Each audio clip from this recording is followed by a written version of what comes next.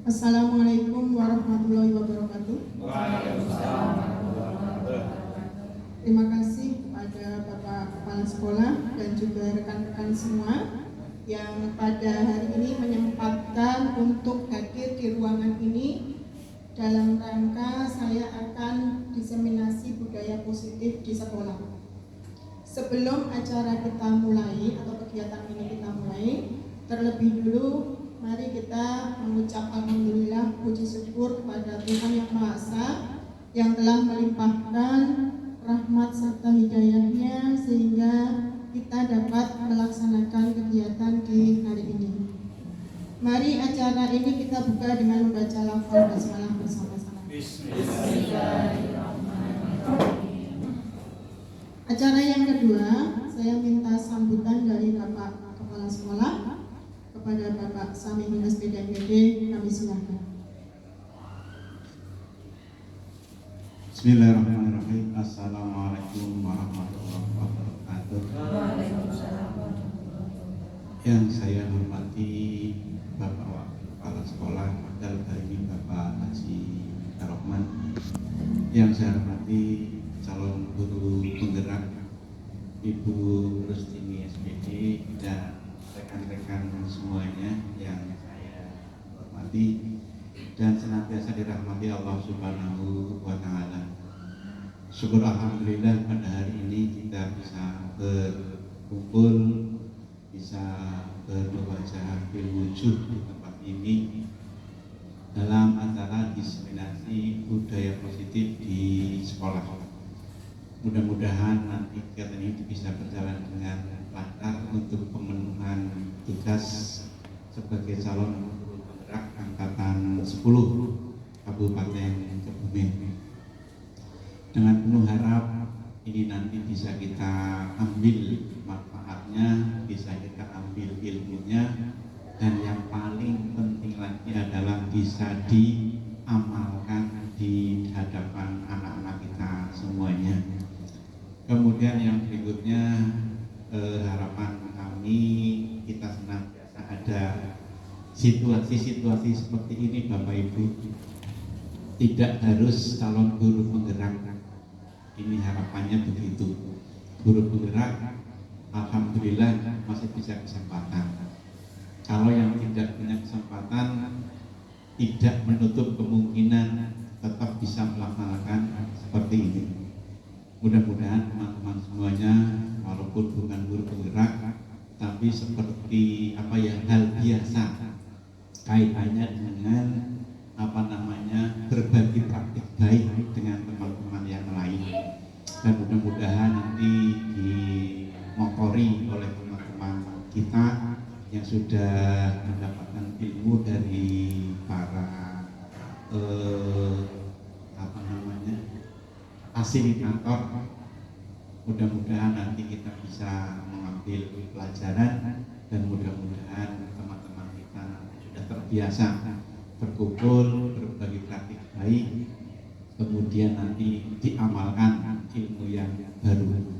Kemudian bagi Ibu Rustini selama melaksanakan diseminasi, mudah-mudahan nanti berjalan lancar dan mudah-mudahan sampai akhir proses pendidikan calon guru penggerak bisa berjalan lancar dan dinyatakan lulus pada akhirnya nanti.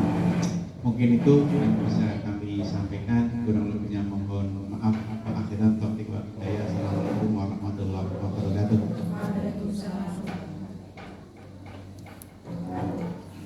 Terima kasih kepada Bapak Kepala Sekolah yang sudah memberikan sambutannya. Acara selanjutnya adalah inti, yaitu diseminasi budaya positif di sekolah yang akan saya sampaikan. Tapi sebelumnya Bapak Ibu, kita sepakati dulu kegiatan pada hari ini bahwa tadi sudah kita awali dengan berdoa. Nanti mengikuti kegiatan dengan seksama, boleh berpendapat ketika dipersilahkan, dan juga nanti diakhiri dengan berdoa pulang. Sepakat Bapak Ibu? Ada yang mau ditambahkan mungkin? Atau sudah cukup? Cukup. Oke, terima kasih. Jadi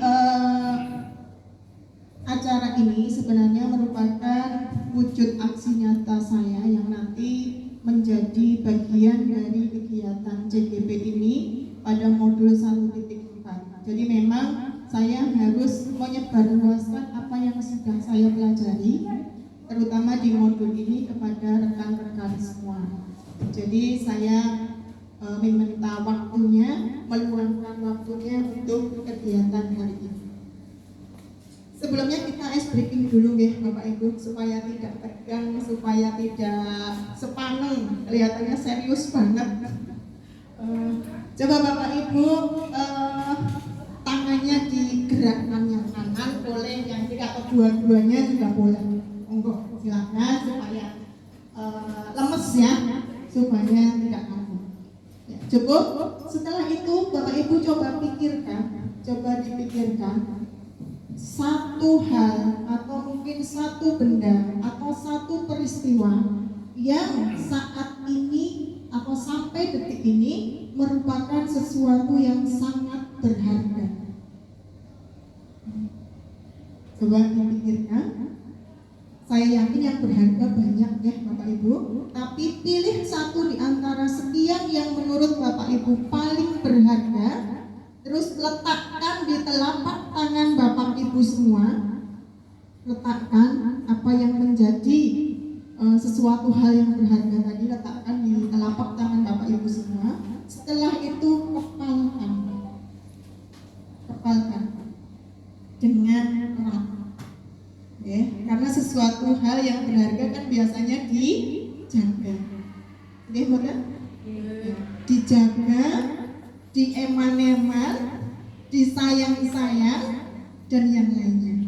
Sesuatu hal yang berharga. Sekarang saya akan menawarkan sesuatu pada Bapak Kepala Sekolah. Apabila sesuatu yang ada di kepala Bapak itu saya beli, boleh apa tidak? Tidak. Saya ganti dengan yang lebih besar lagi, boleh tidak? Boleh. Boleh. Oh boleh. Ya.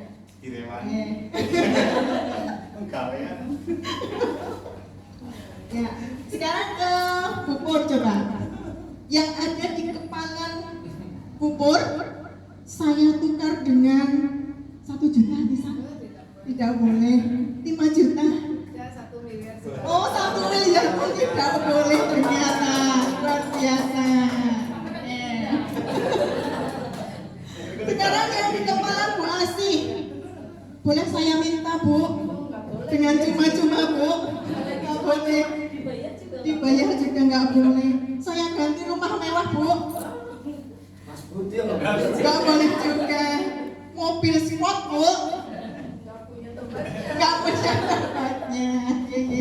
Jadi pada intinya Bapak Ibu, bahwa sesuatu yang saat ini kita genggam dalam kepala tangan kita ini sesuatu hal yang sangat-sangat berharga. Ya, biasanya kita jaga, kita pertahankan. Orang lain mau mengutik atau mau mengambil, kita tidak boleh. Mau diganti dengan apapun tidak boleh. Tapi tergantung Bapak Ibu, karena yang namanya hal yang berharga suatu saat bisa berubah. Ya, tergantung dari situasi dan kondisi kita masing-masing. Kalau boleh tahu Pak, tadi yang ada dalam genggaman Bapak apa? Pekerjaan peremajaan ASN. Oh ternyata saat ini yang paling berharga adalah pekerjaan. Jadi maunya dibagi-bagi ya Pak. Ya. Jadi itu, jadi ada yang boleh, ada yang tidak. Oke, bisa biar naik pangkat. Kalau Bupur tadi ada dalam genggaman apa Bupur? Anak-anak saya. Anak keluarga nih, keluarga sampai kapanpun tidak akan bisa diganti. Putra Bupur 3, boleh saya ganti 6 Bu? Boleh, nggak boleh ternyata ya, walaupun dilipat gandakan juga tidak boleh. Kalau Bu Asih tadi apa yang dalam genggaman? Di awal saya berpikir ketika saya menyelesaikan studi saya, tapi ketika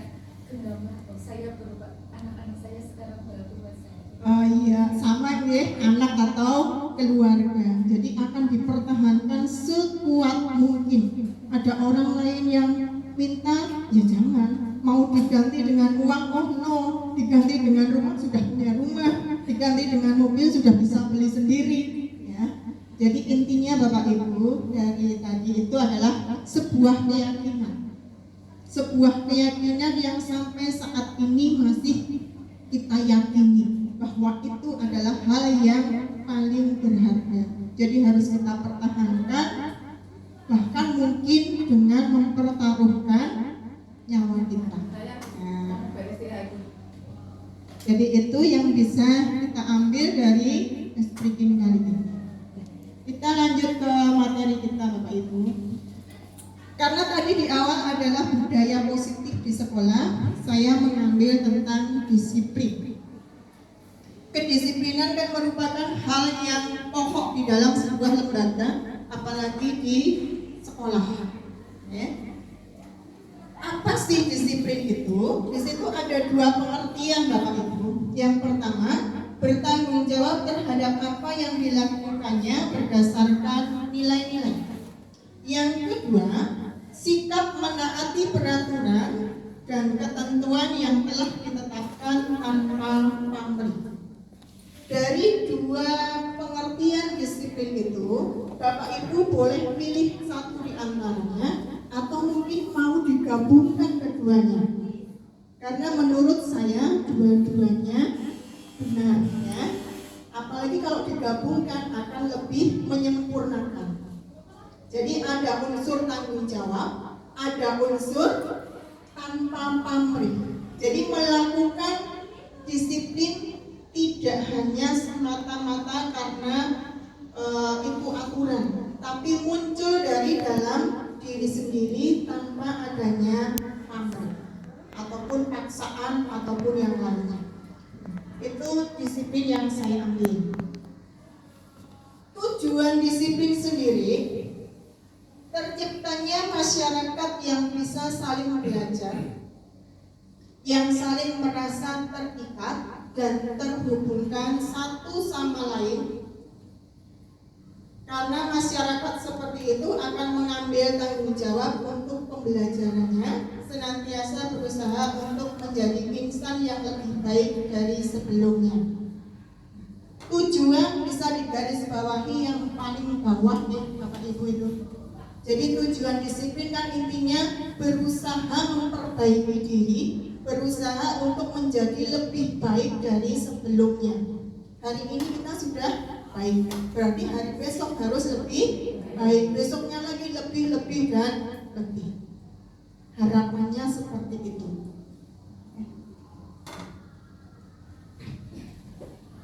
Jadi nilai-nilai yang dimaksud dari pengertian disiplin tadi, karena kita di lingkungan pendidikan, di lingkungan sekolah, maka harus disesuaikan dengan profil pelajar Pancasila. Di dalam profil pelajar Pancasila itu nanti mengandung nilai-nilai kebajikan yang sangat luas. Nilai-nilai kebajikan itu tidak saya sampaikan di sini semua Bapak Ibu, nanti tidak selesai 2 jam. Jadi ini saya ringkasnya. Pada dasarnya dari nilai kedisiplinan tadi nanti masuk ke dalam profil pelajar Pancasila.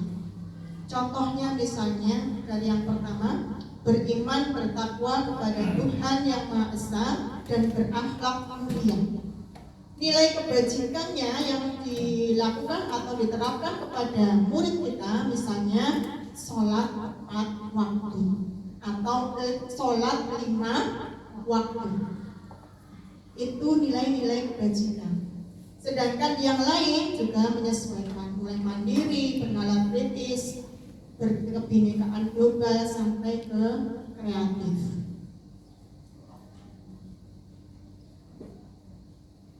Disiplin tadi Bapak Ibu itu mengambil dari teori motivasi Diana Gosen. Itu ada 3 jenis kenapa melakukan disiplin.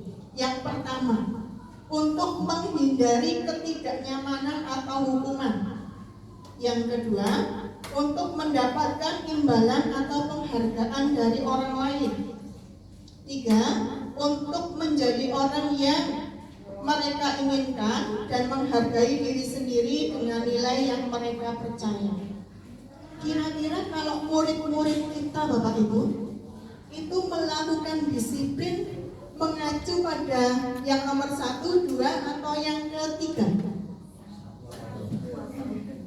1 dan 2 ya, baru tahap 1 dan 2. Tahap 1 menghindari hukuman biasanya. Kalau tidak dihukum berarti nyaman.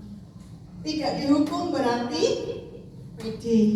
Nah, kalau yang kedua untuk mendapatkan imbalan atau hadiah penghargaan dari orang lain. Penghargaan tidak harus berupa barang, tapi bisa berupa ujian.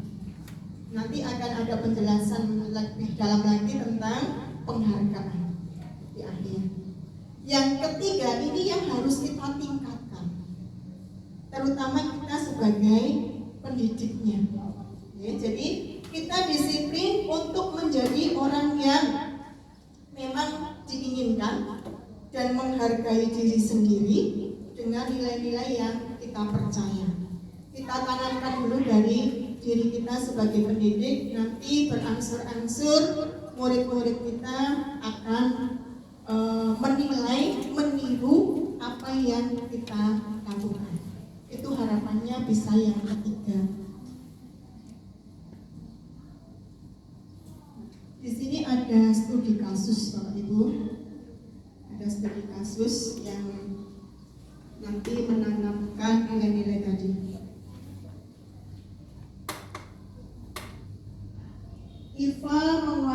Iva kurang menguasai pelajaran matematika, sehingga pada saat pelajaran dia lebih banyak berdiam diri, bahkan menyibukkan diri dengan menggambar karena hobinya menggambar. Pada saat guru matematikanya yang bernama Pak Seno menanyakan pertanyaan, sedangkan Iva sedang asik menggambar, maka Iva menjadi gugup dan tak sengaja menjatuhkan tasnya dari kursi. Tiba-tiba dia berbicaranya gagap karena kaget, ya, spontanitas, terus takut mungkin karena dia sedang menggambar padahal pelajaran matematika. Bicaranya gagap, terkejut. Pak Seno pada saat itu membiarkan teman-teman Ivanya menertawakan Iva yang gagap. Jadi suasana kelas menjadi gaduh, suasana kelas. Pada saat itu Iva ditunjuk oleh Pak Seno untuk maju ke depan teman-temannya dan menunjuk hidungnya di depan teman-temannya, ya, menunjuk ujung hidungnya. Otomatis teman-temannya jadi lebih menertawakan, lebih mengejek, suasana pun gaduh. Pertanyaannya Bapak Ibu nomor 1, apakah Anda setuju dengan tindakan Pak Seno terhadap Iva? Mengapa? Yang kedua, menurut Anda tindakan Pak Seno terhadap Iva itu sebuah hukuman atau konsekuensi? Sekarang saya minta pendapat dari yang pertama.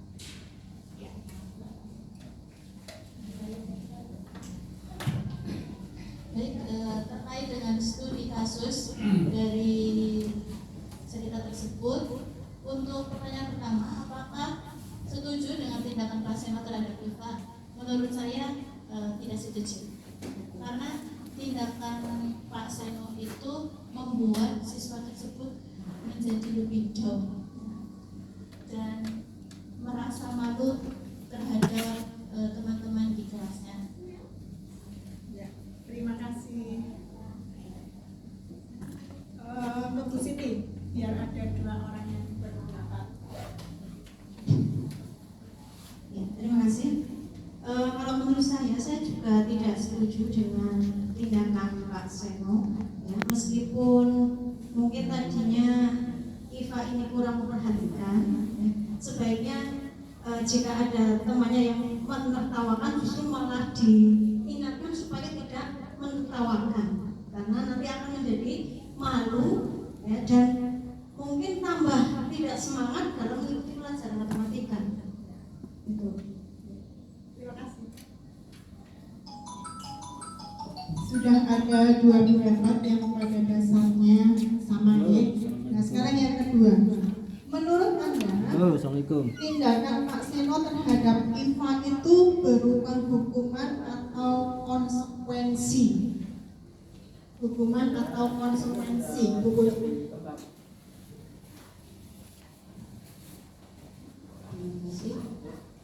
Untuk yang kedua, menurut saya itu berupa hukuman. Ini sementara berupa ikuti Mbak Ros, nanti bisa kesini. Menurut saya itu berupa hukuman. Sebagai guru mestinya tidak memberikan hukuman.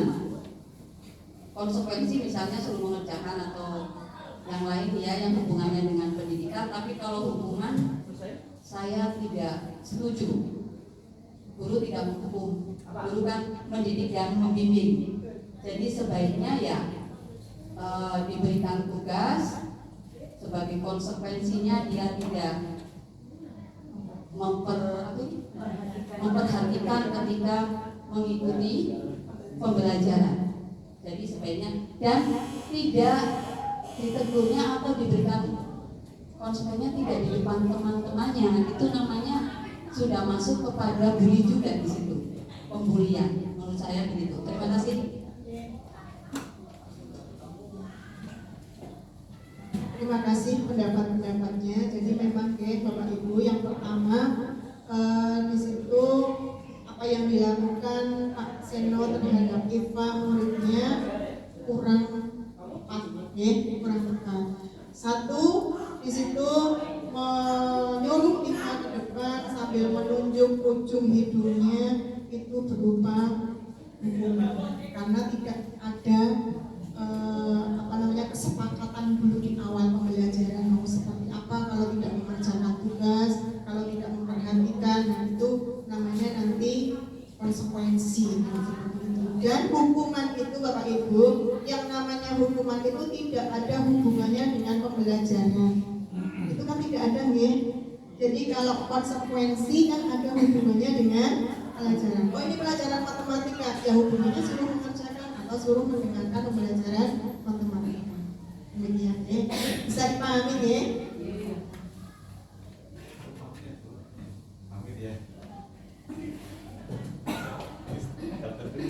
Kita lanjutkan.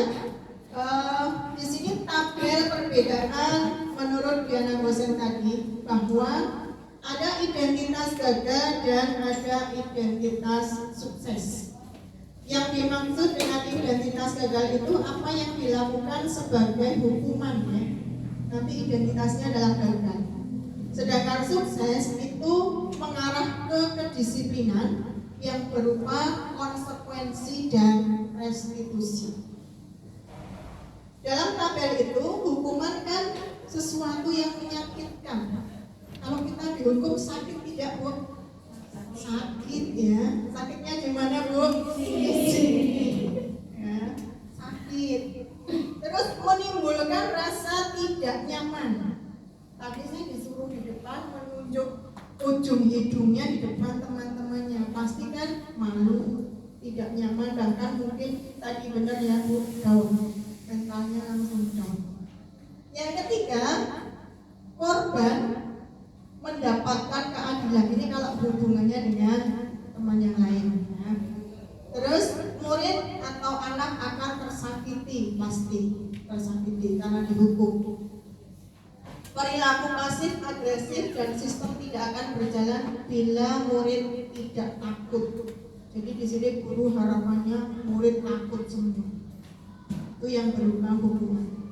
Sedangkan yang merujuk ke disiplin atau merujuk ke identitas sukses itu berupa konsekuensi dan restitusi.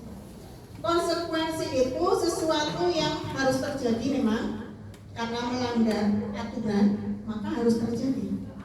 Terus tidak nyaman pasti, karena yang namanya sudah melanggar sebuah aturan pasti ada rasa tidak nyaman, walaupun disembunyikan seperti apapun tidak nyaman.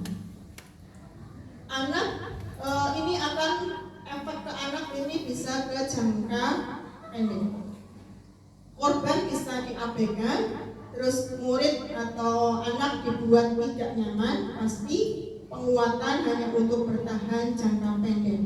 Sedangkan yang ketiga, restitusi. Restitusi sendiri adalah mencari solusi, raikan kembali, mencari solusi perbaikan atas apa yang sudah dilakukan atau pelanggaran apa yang sudah dilakukan. Jadi mencari solusi, bukan menghukum ataupun menghakimi murid.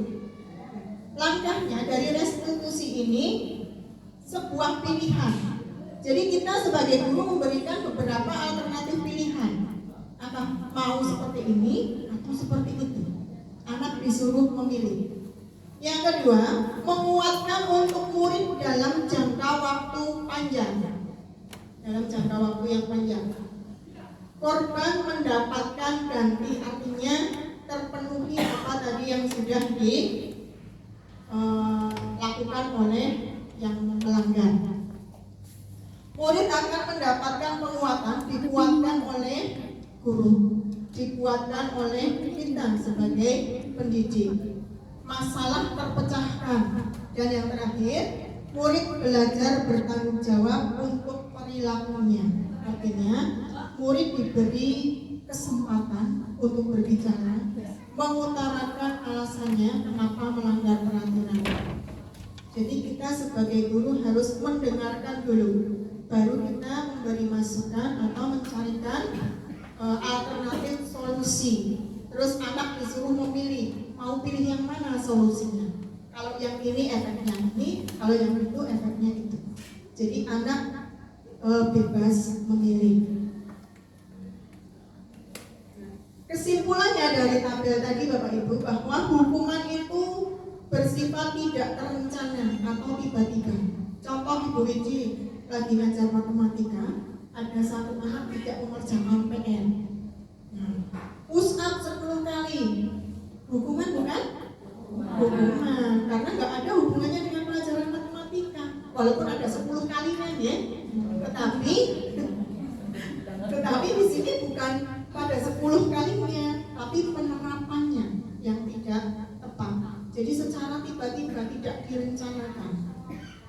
Terus hukuman bersifat satu arah, karena hanya untuk murid. Kita tidak introspeksi, kenapa anak bisa seperti ini. Yang ketiga, hukuman yang diberikan bisa saja berupa hukuman fisik ataupun psikis. Jadi anak nanti merasa tersakiti atau dalam tanda petik malah terdolimi ya nanti ya, bisa terdolimi. Sementara disiplin dalam bentuk konsekuensi ini lebih terencana, karena sudah ada kesepakatan dulu dari awal. Jadi konsekuensi ini sudah dibicarakan di awal pembelajaran. Biasanya kita membuat konsekuensi di awal tahun pelajaran, okay? Baik itu sebagai guru mapel ataupun wali kelas. Kita membuat kesepakatan dulu. Nah, nanti ada konsekuensinya apabila melanggar kesepakatan, atau sekarang disebutnya adalah keyakinan. Biar lebih dalam maknanya. Keyakinan kelas atau keyakinan pembelajaran mata pelajaran. Dari sini Bapak Ibu kita bisa membedakan ya, mana hukuman, mana konsekuensi. Jadi sebagai guru kita lebih baik menerapkan yang mana, hukuman atau konsekuensi? Pasti konsekuensi, karena sudah disepakati bersama. Ini yang penghargaan tadi Bapak Ibu, bahwa penghargaan itu pengaruhnya hanya jangka pendek, tidak untuk jangka panjang. Memang di awal misalnya kita memberikan penghargaan berupa satu permen misalnya, atau satu pulpen misalnya, anak akan merasa senang, termotivasi. Tapi nanti kalau tidak ada hadiahnya, malas, lempem, tidak mau bantu.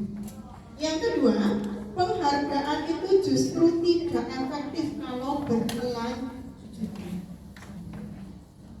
Penghargaan juga merusak hubungan bisa antar murid ataupun guru dengan murid. Keempat, penghargaan mengurangi ketepatan. Penghargaan menurunkan kualitas. Penghargaan mematikan kreativitas dan menghukum.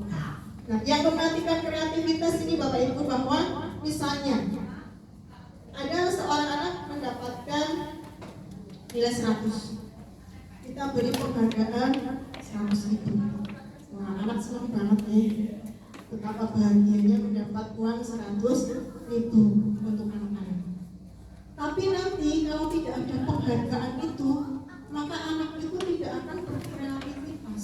Ya sudah sampai di situ, sampai pada level dia mendapat 100.000. Untuk kedepannya sudah tidak mau kreatif. Makanya Bapak Ibu, bahwa motivasi yang terbaik adalah motivasi yang dari dalam diri atau intrinsik, yang timbul karena kesadaran diri kita masing-masing. Bukan tadi ya, bukan karena hukuman, bukan karena penghargaan atau hadiah, tapi yang ketiga karena kesadaran diri masing-masing melakukannya. Nah, sekarang yang restitusi. Proses menciptakan kondisi bagi murid untuk memperbaiki kesalahan mereka, sehingga mereka bisa kembali pada kelompok mereka dengan karakter yang lebih kuat. Restitusi juga merupakan proses kolaboratif yang mengajarkan murid untuk mencari solusi untuk masalah mereka dan membantu murid berpikir tentang orang seperti apa yang mereka inginkan dan bagaimana mereka harus memperlakukan orang lain. Jadi pada dasarnya restitusi itu mengembalikan anak ke jalan yang benar, mengembalikan posisi anak ke kodratnya. Misalnya ada seorang anak yang melanggar aturan, maka kita berusaha mencari tahu dulu kenapa anak ini melanggar, alasannya apa. Pasti anak punya alasan. Misal ada anak yang datang melayu terlambat, sepatunya putih. Kadang kita geram sebagai guru ya, karena memang aturannya sepatu hitam. Terus kita stop anak itu. Tanya, kenapa pakai sepatu putih? Anak akan beralasan ya, pasti beralasan. Oh, kenapa tadi buru-buru jadi pakai sepatunya asal. Kita apakah langsung menghukum anak itu, Bapak Ibu? Tidak boleh, Bapak Ibu.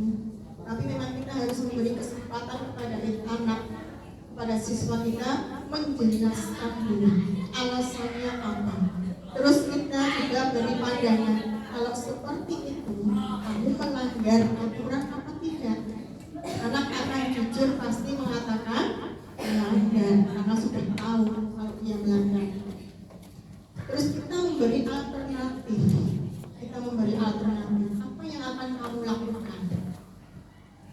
Apa yang akan kamu lakukan supaya kamu tidak melanggar aturan? Anak akan dan seterusnya. Jadi kita di sini adalah membimbing, mengarahkan anak, membetulkan anak ke jalurnya, ke posisinya. Oke. Terus selanjutnya ciri-ciri restitusi sendiri. Ciri-ciri restitusi sendiri bukan untuk menebus kesalahan, namun untuk belajar dari kesalahan. Jadi belajar dari apa yang sudah dia lakukan, dia berusaha menemukan bagaimana caranya saya memperbaiki diri. Intinya di situ. Yang kedua, memperbaiki hubungan yang tadinya antara guru dengan murid terjadi dalam tanda petik ya, perselisihan, ya, nanti akan baik, hubungannya akan kembali. Jadi tidak ada istilahnya itu, kalau bahasa kita cincingan atau apa itu. Terus restitusi itu tawaran, bukan paksaan. Jadi di sini kita memberikan tawaran, alternatif, bukan paksaan. Menuntun untuk melihat ke dalam diri tadi. Kita menuntut anak, oh kamu seperti ini salah apa tidak? Kamu seperti ini melanggar aturan apa tidak? Itu menuntun. Terus mencari kebutuhan dasar yang mendasari tindakan. Mencari kebutuhan dasar. Nanti ada 5 kebutuhan dasar, Pak Ibu. Nanti selanjutnya tentang 5 kebutuhan dasar. Terus restitusi diri adalah cara yang paling baik dibandingkan dengan yang lainnya, hukuman dan juga yang penghargaan tadi. Restitusi sendiri fokus pada karakter, bukan tindakan, sesuai dengan kurikulum kita yang sekarang. Dan menguatkan fokus pada solusi dan mengembalikan murid yang berbuat salah pada kelompoknya, supaya tidak dikucilkan ataupun diasingkan oleh kelompoknya. Selanjutnya, mengapa keyakinan kelas? Mengapa tidak peraturan kelas?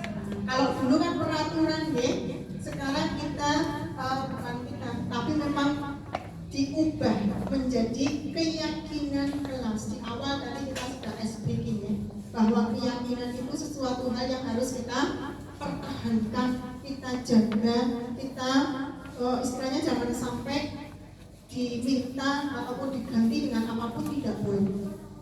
Makanya diganti dengan kata keyakinan.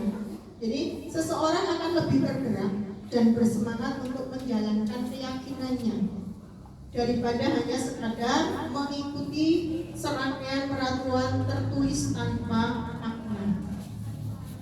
Murid perlu mendengarkan dan memahami arti sesungguhnya tentang peraturan yang diberikan. Apa nilai-nilai kebajikan di balik peraturan, apa tujuan utamanya, dan menjadi tidak tertarik atau takut sehingga hanya sekadar mengikuti serangkaian peraturan yang mengatur mereka tanpa memahami tujuan mulianya. Karena tadi hukuman, melakukan karena takut dihukum. Urutan langkah keyakinan kelas ini sekilas saja. Jadi urutannya pastinya kita berdiskusi dengan anak-anak untuk memunculkan ide-ide murid tentang keyakinan kelas. Yang kedua, mengubah peraturan-peraturan menjadi kalimat positif. Contoh, biasanya kan kalau peraturan atau keyakinan kelas, buanglah sampah pada tempatnya, ya Bu. Nah, kita ubah menjadi kalimat yang positif. Seperti apa?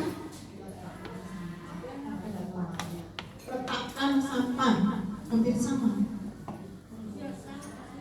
Membuang sampah pada tempatnya. Ya, karena di situ ada unsur menyuruh. Menyuruh jadi hilangkanlah. Buang sampah pada tempatnya. Buang sampah pada tempatnya atau menjaga kebersihan kelas. Menjaga kebersihan kelas. Jadi dibuat ke kalimat positif, hindari kata jangan atau kalimat perintah. Yang ketiga, menyarikan peraturan-peraturan menjadi nilai-nilai kebajikan atau keyakinan. Contohnya tadi, menjaga kebersihan kelas. Itu kan hubungannya dengan nilai kebajikan atau sesuai dengan profil pelajar Pancasila, yaitu tentang gotong royong. Ya, misalnya piket kelas kan untuk bergotong royong bersama-sama membersihkan ruangan, menciptakan kondisi yang bersih.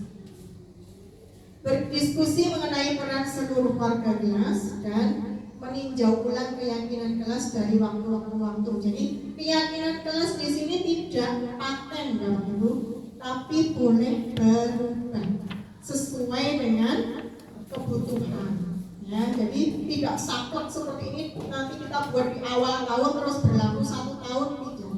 Tapi di pertengahan perjalanan itu bisa berubah sesuai dengan kondisinya.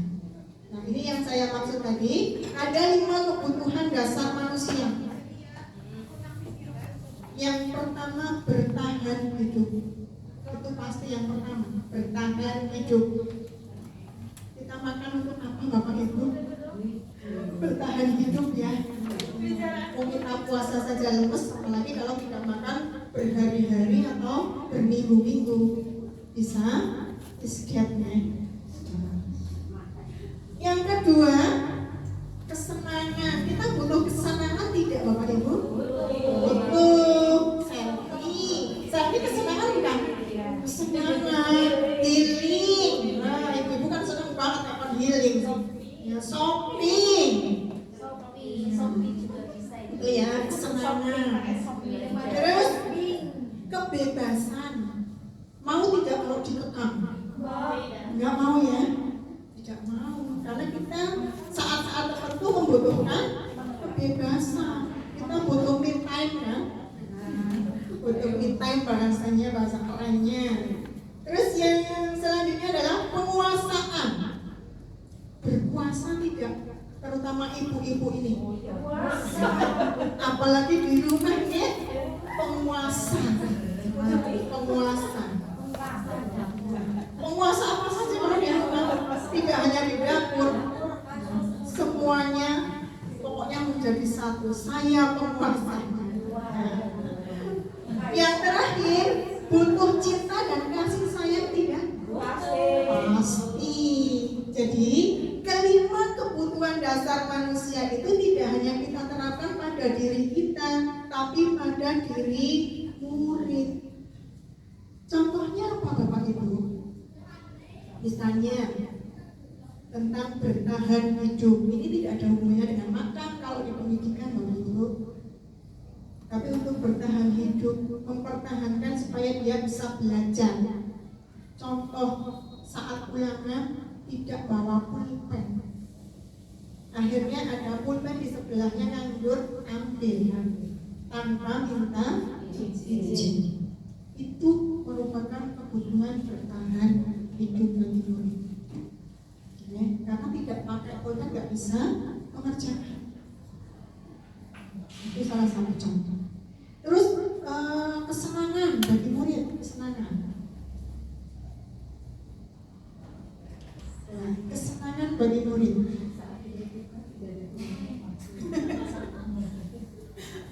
Mengharapkan jam kosong ya. Bukan itu maksudnya Bapak Ibu. Jadi yang dimaksud dengan kesenangan di sini adalah murid itu berhak mendapatkan pembelajaran yang menyenangkan, pembelajaran yang diminati, disenangi. Metode yang kita gunakan itu harus berganti, tidak monoton.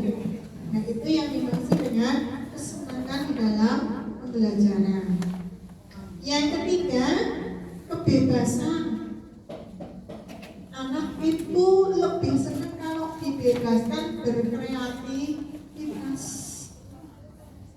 berkreativitas. Karena sekarang zamannya adalah zaman gadget, maka anak akan lebih tertarik pembelajaran dengan HP gadget.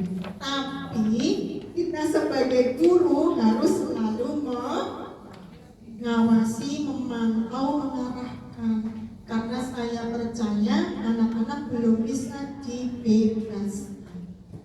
Jadi harus selalu dipantau, diawasi. Kita nanti akan menuju ke yang sebagai manajer. Terus penguasaan bagi anak, penguasaan itu apa? Pengakuan.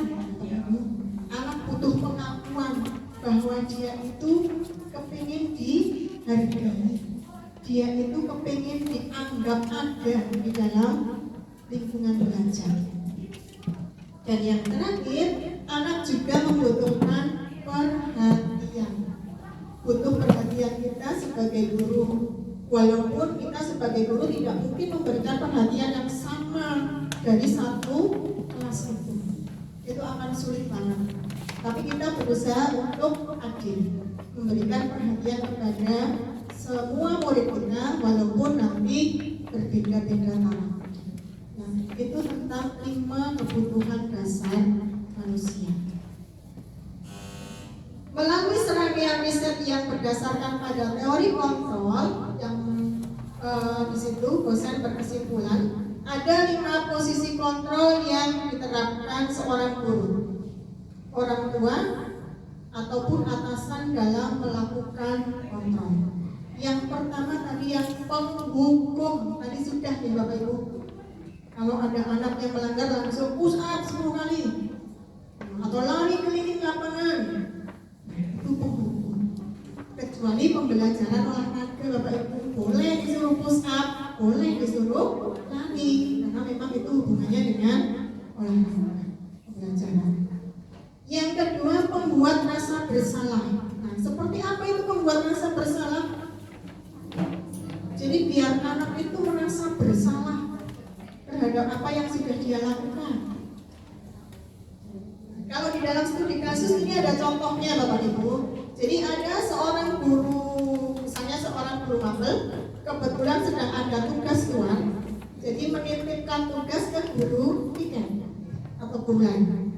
Guru piket ke kelas menyampaikan tugas tersebut, tapi anak-anak tidak mengindahkan atau cuek karena sudah terbiasa dengan guru yang aslinya. Sedangkan guru piketnya tidak dianggap. Terus guru piket itu mengucapkan kalimat ke anak bahwa tolonglah kerjakan, nanti bu guru yang dimarahi sama kepala sekolah, nanti bu guru yang kena tegur karena bu guru yang piket. Nah, itu adalah pembuat rasa bersalah. Walaupun kalimat itu tidak kasar, tapi membuat anak merasa bersalah. Yang ketiga, sebagai teman, posisi kita sebagai teman dengan murid, ada unsur kedekatan. Tapi ya jangan terus halo bro, misalnya muridnya kalau gurunya kayak gitu, itu bukan teman lagi ya. Walaupun sebagai teman, tapi harus ada batasnya, Yang keempat, pemantau. Tipe guru yang memantau itu yang tidak lepas dari catatan. Misalnya di kelas, si A, oh kamu sudah melanggar aturan yang ini 3 kali, tanggal sekian, jam sekian. Terus si B, oh iya kamu bagus, sudah mengumpulkan tugas tepat waktu pada pembelajaran A, B, C, D. Nah, itu tipe pemantau. Jadi semua terdokumen. Ya, terdokumen. Jadi pada saat dibutuhkan dokumen itu sudah ada. Dan yang terakhir, manajer. Ini tarafnya yang paling tinggi.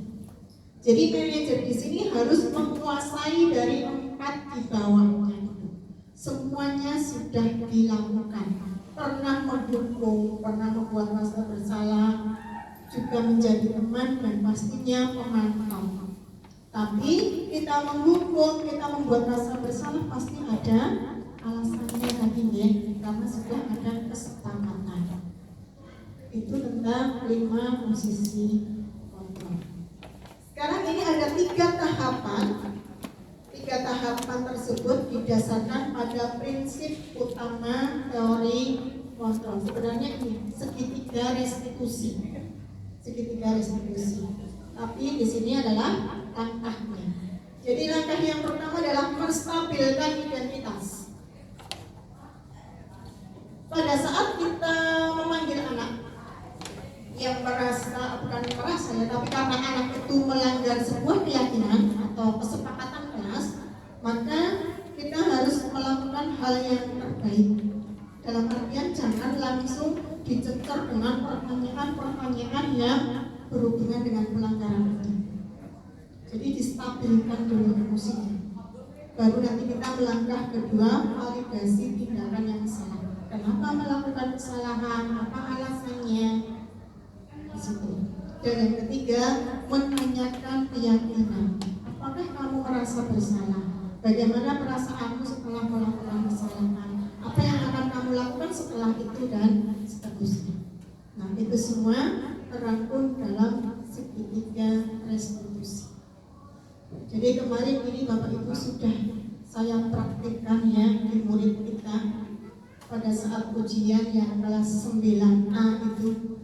Nah, di awal tidak mau ngaku, tetapi dengan pendekatan segitiga restitusi sudah saya terapkan, anak sudah mulai mengakui kesalahannya dan sudah berani minta maaf dan juga mengutarakan hal apa yang akan dia lakukan selanjutnya.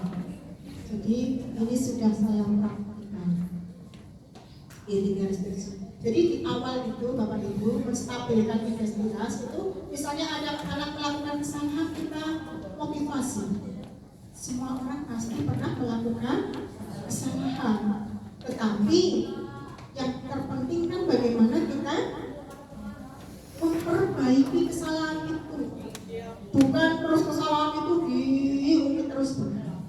Jadi anak merasa lebih nyaman pada saat kita wawancarai. Baru nanti tentang validasi tindakan. Apakah kamu tentu punya alasannya kenapa melakukan itu?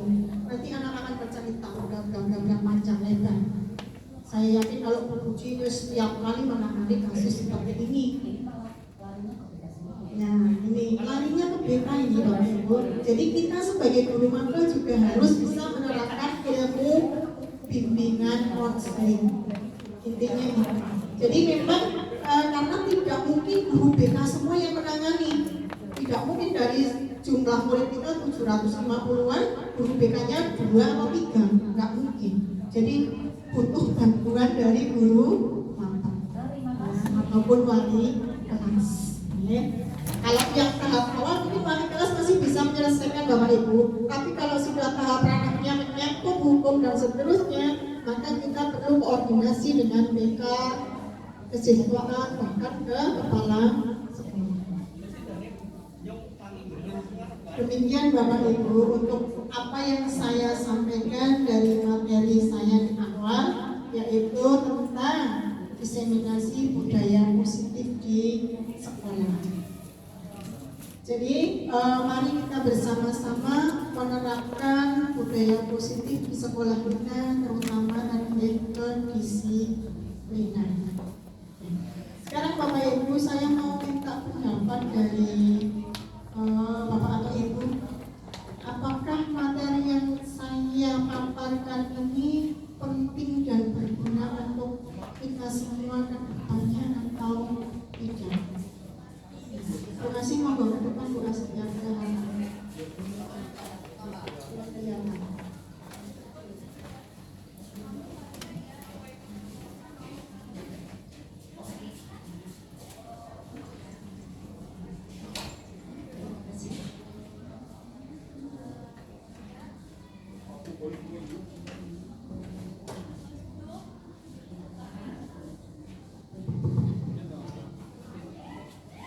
Terima kasih untuk saya dari kami pribadi, saya pribadi materi ini penting, bisa dikatakan sangat penting. Satu hal, ada beberapa perjalanan kaitannya dengan lima kebutuhan dasar. Itu di sana kita dapat penjelasan lagi dari guru ini. Kemudian satu hal yang perlu kita, bagi saya khususnya, perlu kita ingat bahwa kita sebagai guru, tugas kita bukan hanya menyampaikan ilmu, tapi juga mendidik. Jadi kalau tadi Bu Puji ini kaitannya dengan PKC, jadi memang tugas kita di sini bukan hanya ilmu tapi mendidik. Di sana ada karakter kaitannya dengan kesepakatan. Di sana itulah kalau bisa kita berusaha menjadi contoh bagi murid. Kemudian kita tadi juga ada hubungan pertemanan yang baik. Nah, sehingga apa yang kita lakukan, saya pun masih belajar, bisa kita tularkan kepada murid sehingga apa yang dilakukan murid dilakukan atas keinginan atau kesadaran dari diri sendiri. Demikian yang bisa saya sampaikan. Terima kasih. Terima kasih Bu Asih atas apresiasinya. Yang kedua, saya minta dari guru BK ini, karena ini banyak guru-gurunya dari bimbingan plastik. Monggo Ibu Uji.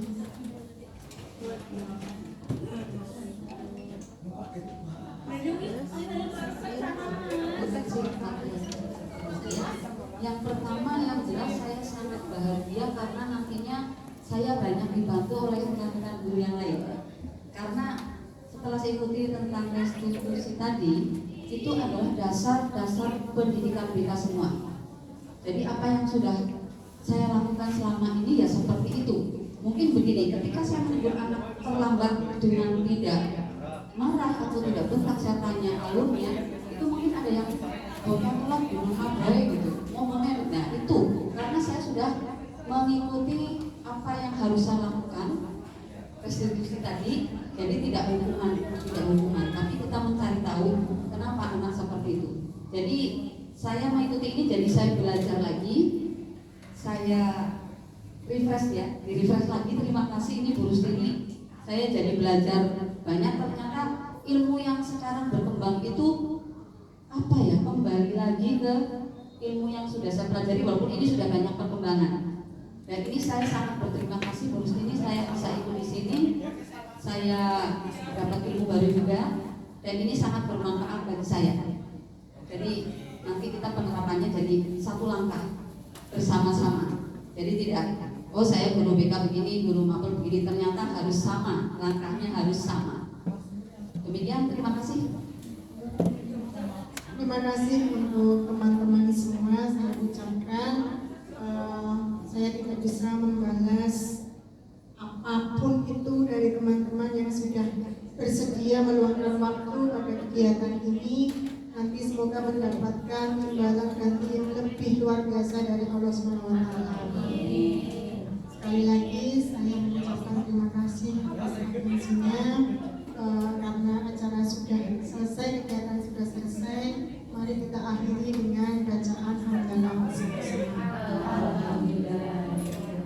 Terima kasih, saya akhiri. Wassalamualaikum warahmatullahi wabarakatuh. Waalaikumsalam.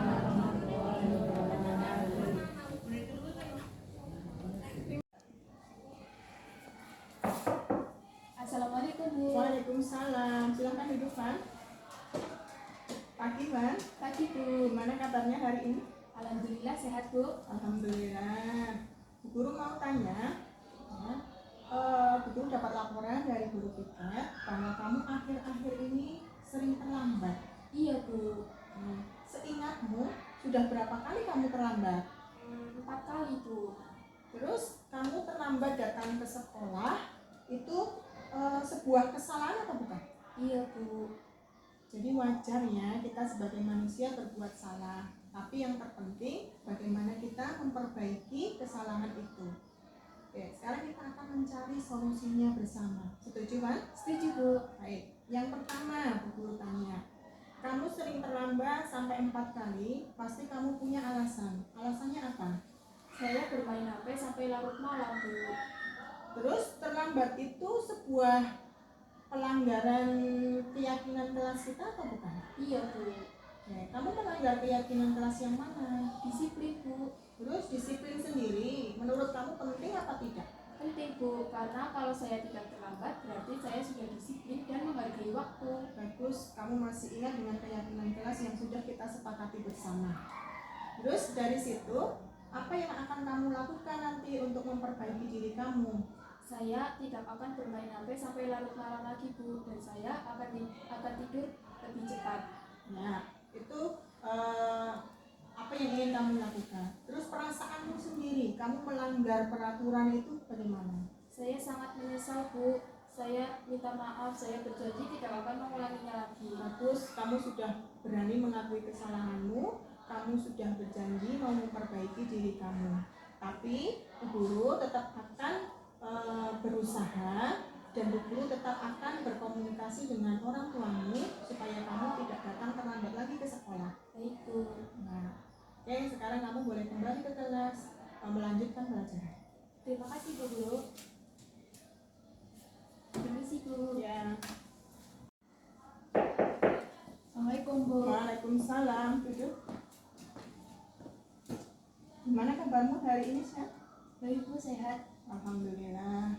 Bu Guru mau tanya. Kemarin Bu Guru dengar kamu marah-marah di kelas. Apa itu benar? Iya Bu. Kenapa? Tugas yang saya kerjakan kemarin dicontek sama Ilham Bu. Saya tidak terima dan saya marahin dia Bu. Oh begitu. Jadi wajar kamu marah karena tugasmu dicontek oleh Ilham. Apabila Bu Guru ada di posisimu, pasti akan berbuat seperti itu. Terus apa yang kamu lakukan pada Ilham? Saya caci maki dia Bu. Saya marah-marah dan tanpa sadar saya menggebrak mejanya Bu. Nah, kamu sampai marah, mencaci, menggebrak meja, pasti punya alasannya. Apa Iya. alasannya? Saya tidak terima Bu. Saya sudah belajar dan keras mengerjakan dengan saksama, tapi Ilhamnya malah nyontek seenaknya, nggak mau berusaha sendiri. Oh begitu, iya. Bu Guru bisa memahami kamu tidak terima karena tugasmu dicontek, Ilham tidak mau berpikir sendiri, begitu ya? Oke, terus tindakanmu itu melanggar kesepakatan atau keyakinan kelas yang sudah kita buat atau belum? Melanggar? Iya. Keyakinan kelas yang mana yang kamu langgar?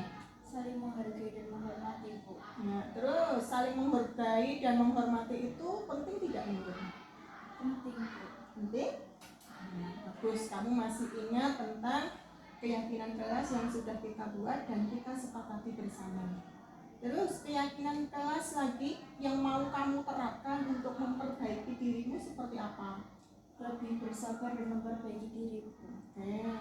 Kamu ikhlas untuk memperbaiki diri? Caranya?